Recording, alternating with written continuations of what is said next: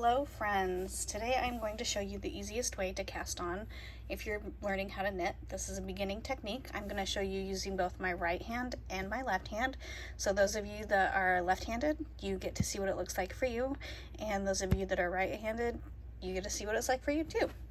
So to start off, I'm using a size 10 knitting needle and I'm using some worsted weight yarn. The first thing you're going to do, whether you're right-handed or left-handed, is you're going to take your yarn and you're going to pretend like you're tying your shoe and just do that first knot. You don't want to pull it tight, you want it to be kind of loose at this point, okay? If you are right-handed, you are going to hold the knitting needle in your right hand. You're going to take that tail of the yarn and hold it in your right hand so you don't get it mixed up with your working yarn. You're going to loop the yarn so it goes behind your finger and into the palm of your hand.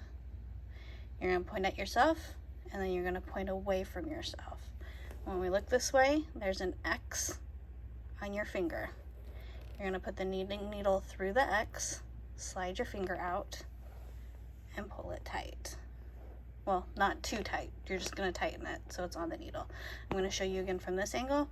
Point at yourself, point away, slide the needle up, pull your finger off. I'm going to show you left-handed. If you're left-handed, the same deal. Hold the needle in your left hand with the tail end of the yarn in your left hand. Take the yarn around your finger into the palm of your hand. Point at yourself, point away, so you get the X again. The needle in the X, finger out and off. Again, point at yourself, point away, slide your needle in, slide it off. Now this is called the backwards loop method or the E method. I like calling it the E method because if you slide your finger out of the yarn, it looks like a lowercase e. You want to make sure that this yarn, the yarn that's on top, goes towards the needle, because if you put the yarn with the bump on top away from the needle, it doesn't make a loop on the needle. I'll show it to you right-handed again. You point at yourself, point away.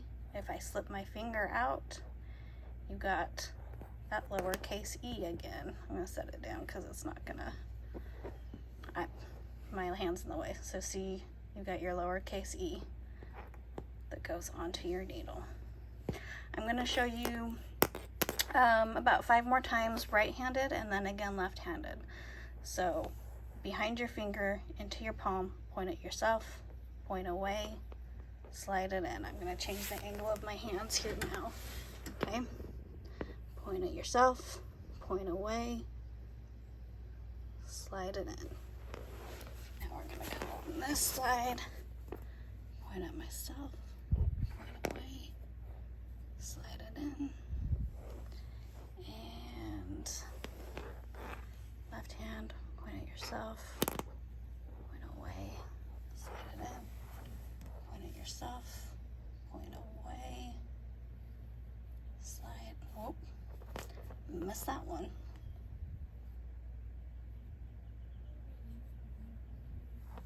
Oh, that's a good angle there. Let me show you that one again. So I'm pointing at myself, I'm pointing away, and you can see that little opening right there. So whatever pattern you're using is going to tell you to cast on a certain amount of stitches. So that's what you're going to do. You're going to keep doing this until you've done however many stitches the pattern calls for.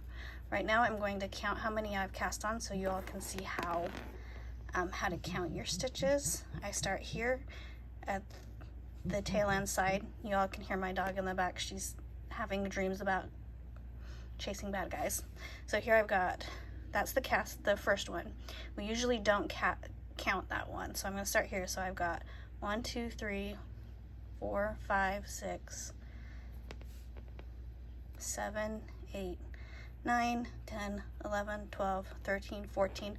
I'm going to cast on one more to make it 15. And that is how you cast on.